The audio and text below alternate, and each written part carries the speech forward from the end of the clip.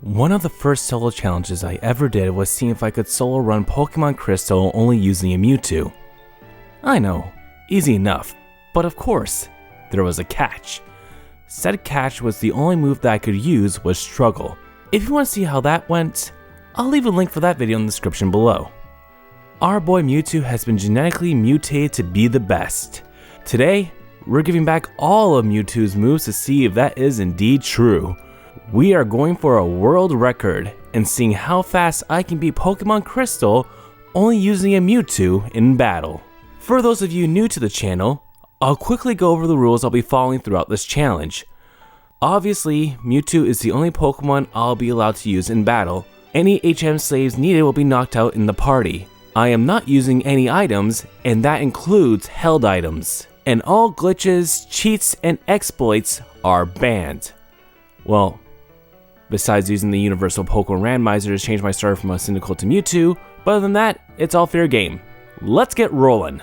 First, we need to get the Togepi egg from Mr. Pokemon, who thankfully doesn't spend 10,000 hours talking about his lovely Rapidash. We then grab the Pokedex from Professor Oak, and then Professor Elm calls to tell us that one of his Pokemon has been stolen. We beat up said thief thanks to a couple of confusions, then the police ask us for a name, but I couldn't be bothered to say it. So the police guess his name is Silver. That's a stupid name. On our way to Violet City, we get through a couple of practice battles that were so easy, even a sun current could take them out with no problem. With that out of the way, we make it to Violet City and challenge Falconer. I take out his Pidgey in 2 attacks.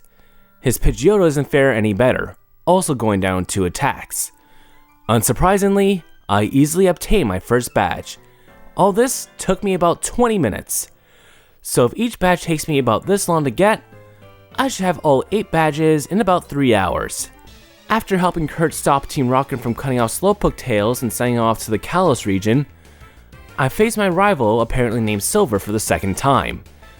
I figured he'd be easier to take care of than Bugsy, given that 2 of his Pokemon are poison type. Both his Ghastly and Zubat get knocked down in 1 attack, and his Croconaw goes down after 3 attacks. Now it's time to face Bugsy. I first set up a couple of barriers, just in case. I then knock out his Metapod in 1 hit. Scyther is out next, and this is the reason I set up Barrier, just in case I got going with Fury Cutter. But my fears were for naught, as he gets confused from confusion and hits itself. 1 more confusion takes it out, and Kakuna doesn't stand a chance, getting taken out with 1 attack. Second badge obtained. Runtime? 40 minutes. I am still on track. I beeline to Goldenrod City to face Whitney. I again set up a couple more barriers, just to make sure I can withstand any attack, including Miltake's roll.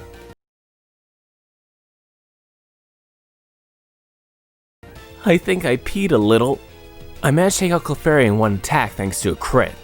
When Miltank comes out, I again get a crit. But this piece of beef manages to take a pounding and just barely hangs on. Stomp does next to nothing. And I finish it off with 1 more attack, obtaining my 3rd badge. Playtime, 1 hour, 1 minute. Still good. Before moving on to the next town, I head to the Goldenrod department store to pick up the elemental punches. These will definitely come in handy later. I head into Burnt Tower to face off against my rival again. Not too much to say here. Most of his Pokemon go down in 1 attack. The only problem I ran into was his Magnemite, and that's only because I forgot to teach Mewtwo Fire Punch. But even without Fire Punch, my rival still wasn't a challenge. Usually, Morty is a solo runner's nightmare, with his first 2 Pokemon knowing Curse. They might know Curse, but I have a Mewtwo, who takes out his first 2 Pokemon in 1 attack.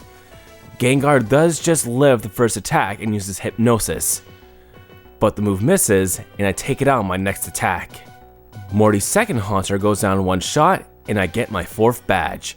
We're halfway there with a playtime of 1 hour and 20 minutes. Normally, I'd go after Chuck, but I decide to head to Mahogany to face Price first. Battling Team Rocket helped me raise my level a little bit. His seal goes down to a single Thunder Punch. Dewgong takes 2 punches, and his Piloswine takes 3 punches, but only because he popped a Hyper Potion. It goes down and I grab badge number 5. Runtime, 1 hour, 55 minutes. I'll make the time back. Now it's on to Chuck. Not much to say here. If I lost to Chuck using a Mewtwo, I deserve to lose my trainer card.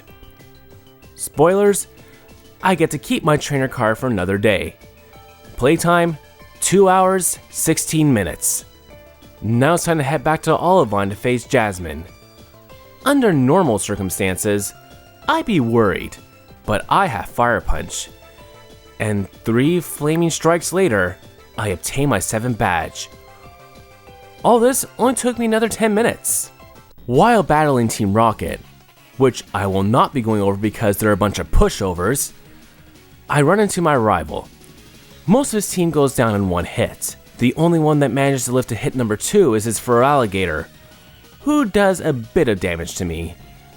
But other than that, no issues. Finally, we have Claire. I sadly misclicked and used Confusion when I meant to use Ice Punch.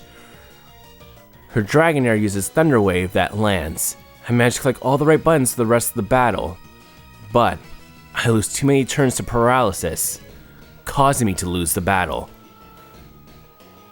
Next time, I don't misclick, and the only real issue I had was her Kingdra, who doesn't go down in 1 attack. The entire time I was worried I might use Dragon Breath, and I will lose due to Paralysis. Thankfully, it just keeps going for Surf, and after a quick trip to the Dragon's Den, I get my 8th badge. Playtime, 3 hours, 27 minutes. You know, that's pretty close to my goal time. Now it's off to the Elite Four. But my rival wants to battle me again. He should really stop trying to do that. And with that distraction out of the way, we can face the Elite Four proper. First up is Will. And there's only 2 words I can use to describe this battle.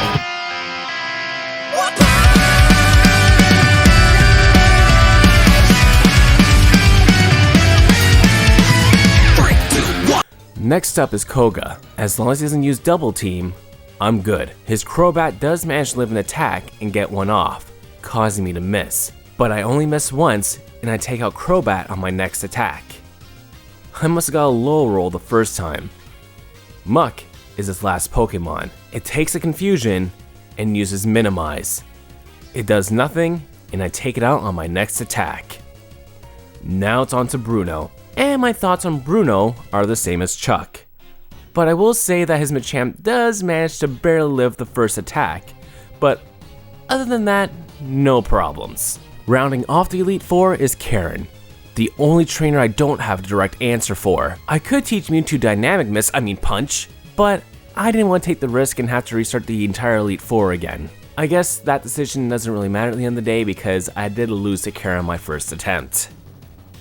On my next attempt, Karen spends more time trying to blind me with sand rather than attack. I managed to take out Umbreon while only getting hit with sand attack once somehow.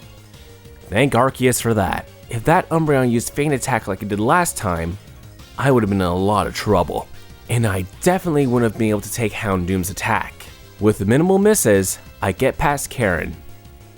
Now, it's time for Lance. And I'm not even gonna pretend to be nervous for this one, because I'm not. He has a Gyarados, and I have a Thunder Punch with its name on it. Ice Punch takes out all 3 of his Dragonites, and 2 more Thunder Punches takes out his Aerodactyl and Charizard in 1 shot. This is the most underwhelming champion battle I have ever had. It only took me 4 hours and 7 minutes to become the champion of Johto. Under most circumstances, this is where the video would end, but I have another region to conquer and 8 more badges to obtain. Now, I'm not going to top out the Kanto gym leaders because they're not really worth talking about. All of them are weaker than Lance, with poor Janine being weaker than Claire, but I suppose they couldn't have her stronger than her father. The only gym leader in Kanto that is stronger than Lance is Blue, and this is how the battle goes. A single Thunder Punch takes out Pidgeot, a crit Fire Punch takes out Alakazam, Ice Punch takes care of Rhydon, Thunder Punch wrecks Gyarados, Exeggutor is put on ice with Ice Punch, and 3 Psychics takes out Arcanine, but that's only because Blue was pumping Arcanine with full restores. Now, I have all 16 badges. Only 1 trainer left. But before I go to Mount Silver to face my destiny, I have Mewtwo forget Song of Fire and Ice Punch for a Dynamic Miss and its signature move from Smash. Now, we're ready for Red. We take out his strongest, yet weakest Pokemon, Pikachu, with a single Psychic. Espeon falls from a crit from Shadow Ball, but honestly, I wish they saved that crit for his next Pokemon, Snorlax. I knew it knew Amnesia, so attacking from the special side was a no. I cross every possible limb in my body and go for a Dynamic Punch. The first one lands, giving me the guaranteed confusion. It gets past it, however, and uses Amnesia. I flip the coin again, and I land a second punch and take out the biggest hurdle in this battle. Charizard's out. It takes a Thunder Punch better than I thought it would and retaliates with Flamethrower, doing a decent chunk of damage. A second Thunder Punch takes it out. Blastoise is out next. It too takes Thunder Punch pretty well, but I do paralyze it, and he uses Rain Dance. Okay. Blastoise lives a second Thunder Punch, but luck is on my side and it loses a turn to paralysis. One more Thunder Punch, and down goes Blastoise. Last out is Venusaur. I use Psychic, hoping for a one-shot. However, it barely hangs on and goes for Sunny Day. One more Psychic, and that takes care of Red's last Pokemon. Final time, 5 hours, 29 minutes. It's no world record, but a time I am very happy with. The only real issue I ran into that wasn't caused by stupidity or misclicks was Karen. I could have taken a chance with Dynamic Punch, but the odds of it landing when I needed it to were slim. I got lucky with the fact I got 2 Dynamic Punches in a row on Red Snorlax. As I said at the beginning of this video, Mewtwo is genetically engineered to be the best, and I think this video just proves just how OP Mewtwo actually is. I want to thank you all so much for watching until the end, and if you want to hear my general day-to-day thoughts, give me a follow on Twitter. I'm also setting up a Patreon account where if you become a Patreon backer, you can decide what kind of ridiculous Pokemon challenges I can do in the future. And with all that being said, I will see you all very soon. Bye bye.